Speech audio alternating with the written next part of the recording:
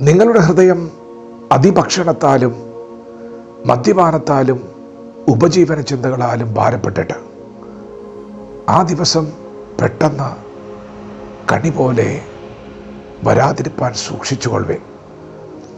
അത് സർവ്വഭൂതലത്തിലും വസിക്കുന്ന ഏവരുടെ മേലും വരും.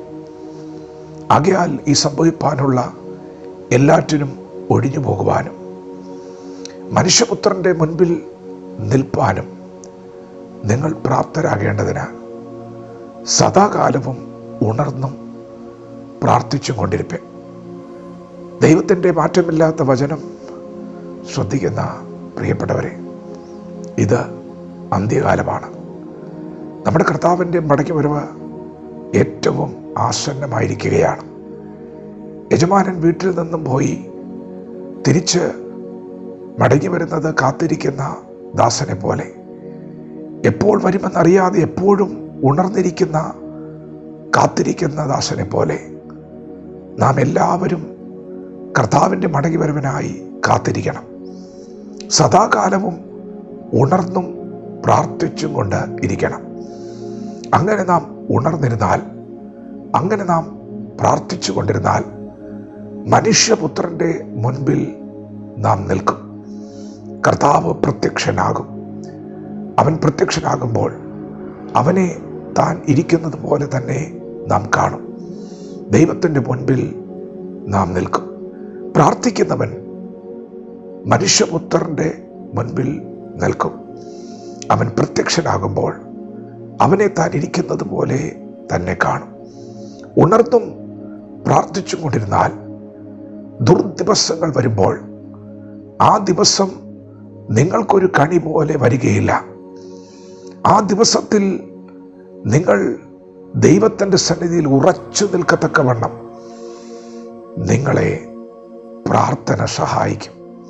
പ്രാർത്ഥിക്കുന്നവൻ ഉറച്ചു നിൽക്കും. പ്രാർത്ഥിക്കുന്നവനെ ഇതൊക്കെ ഒഴിഞ്ഞു പോകും. പ്രിയപ്പെട്ടവരെ, ദുർദിവസങ്ങൾ വരുമെന്നാണ് തിരുവചനം പറയുന്നത്. കർത്താവിൻ്റെ വരവിനോട് അടുത്തിരിക്കുന്ന സമയങ്ങൾ ജാതിയോടും രാജ്യത്തോടും എതിർത്തുകൊണ്ടിരിക്കുമ്പോൾ മറുഭാഗത്ത് സുവിശേഷ നിമിത്തം ശക്തമായ എതിർപ്പുകളും പീഡനങ്ങളും ഒക്കെ ദൈവസഭയ്ക്ക് നേരിടാൻ സാധ്യതകളുണ്ട്. ഇതിന് നടുവിൽ ഉറച്ചു നിൽപ്പാൻ, മനുഷ്യപുത്രൻ്റെ മുൻപിൽ നിൽപ്പാൻ, ഇതൊക്കെ ഒഴിഞ്ഞു പോകുവാൻ, ഉണർന്ന് പ്രാർത്ഥിക്കുവാൻ പരിശുദ്ധാത്മാവ് നമുക്ക് ആലോചന തരികയാവുന്നു. ഇത് പ്രാർത്ഥിക്കുവാനുള്ള സമയമാണ്. ഇത് അന്ത്യ നാഴികയാണ്. നാം പ്രാർത്ഥനയ്ക്ക് സുബോധമുള്ളവരാകണം. ജ്ഞാനികളായി നടക്കണം, അജ്ഞാനികളായിട്ടല്ല. സമയം തക്കത്തിൽ ഉപയോഗിക്കണം. അതെ, നമ്മുടെ ഹൃദയം ക്രിസ്തുവിനോടുള്ള ഏകാഗ്രതയും നിർമ്മലതയും വിട്ട് വഷളായി പോകാതെ, ഈ ലോകത്തിലെ മനുഷ്യർക്ക് അതൊരു കണി പോലെ വരുമ്പോൾ അത് നിനക്കൊരു ഭാരമായി തീരുകയില്ല. ആ ദിവസങ്ങൾ നിന്നെ വിട്ട് ഒഴിഞ്ഞു പോകും.